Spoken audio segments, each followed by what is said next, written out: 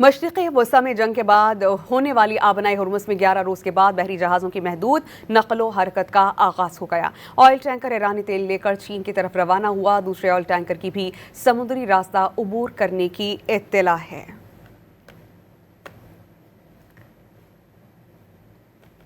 مشرقی وسطی میں جنگ کے بعد ہونے والی آبنائے ہرمز میں 11 روز کے بعد بحری جہازوں کی محدود نقل و حرکت کا آغاز ہو گیا۔ آئل ٹینکر ایرانی تیل لے کر چین کی طرف روانہ ہوا۔ دوسرے آئل ٹینکر کی بھی سمندری راستہ عبور کرنے کی اطلاع ہے۔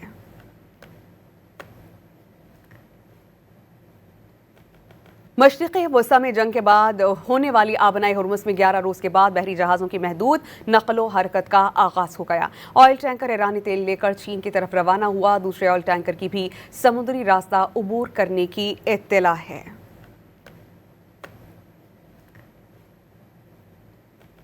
مشرقی وسطی میں جنگ کے بعد ہونے والی آبنائے ہرمز میں 11 روز کے بعد بحری جہازوں کی محدود نقل و حرکت کا آغاز ہو گیا۔ آئل ٹینکر ایرانی تیل لے کر چین کی طرف روانہ ہوا۔ دوسرے آئل ٹینکر کی بھی سمندری راستہ عبور کرنے کی اطلاع ہے۔